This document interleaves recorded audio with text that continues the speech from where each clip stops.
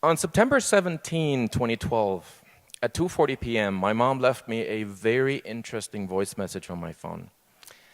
On a construction site behind my parents' business, which is in Germany, they had found an unexploded bomb from World War II, 5 feet long, 500 pounds of TNT. Now, sadly, it's still pretty common to find bombs in Germany or in Central Europe in general, but this one came with a twist because it had a timer fuse. So usually a bomb is designed to explode on impact. This one was designed to explode a certain delay after impact. The problem was there's a general range to that, and it's something like 30 minutes to 144 hours.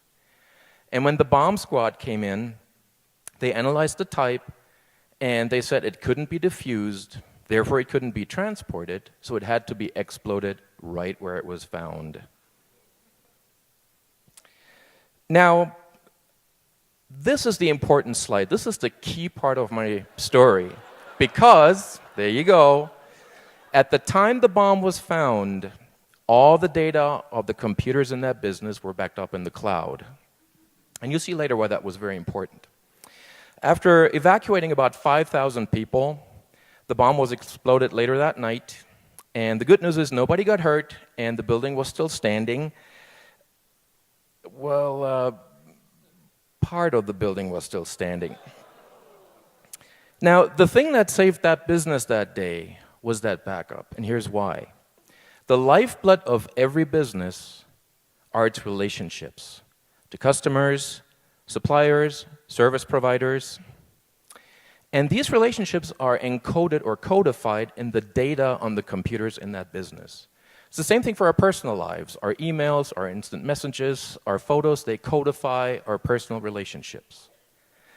And the cool thing about computer data is, unlike tangible things, it's very easy to make a lot of copies of computer data. So if you want to protect your data, the thing to do is make a lot of copies.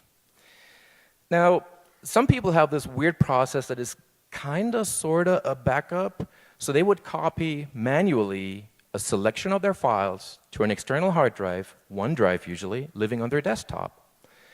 That is better than no backup, but the problem is it's not that reliable. Hard drives fail, software fails, so there's a better way. And I would like to explain to you now what the 4 characteristics of a real backup are. A real backup is automatic, it's redundant, it's complete, and it's off-site. You know, when it comes to performing or diligently performing repetitive tasks, humans are pretty bad at that, especially when the tasks are boring, like copying data.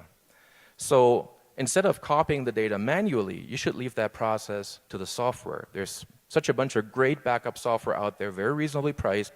Let the software do the work. Still, software and hard drives can fail, so one backup destination is not enough. You should have multiples of those. Because if the one backup you have fails and your computer has failed, you have no resorts.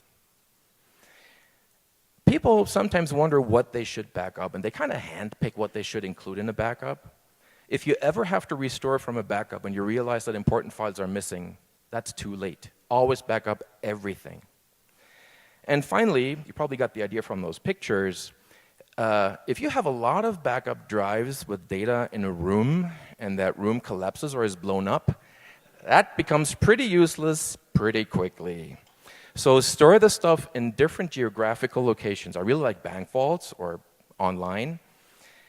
The good news is computer technology these days has become so cheap that you can set up a very reliable backup strategy for a reasonable amount of investment. For example, most modern operating systems like OS X, Windows, Linux have very good backup software built right in. Hard drives are cheap. They're my first choice of backup medium. Cloud services, it's almost ridiculously cheap, $120 for 10 PCs, and it takes about an hour to set it up initially.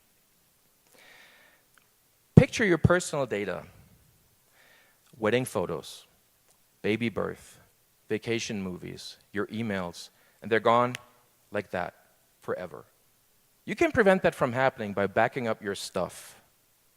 There's just one caveat. Make sure you back it up before disaster strikes. Good luck.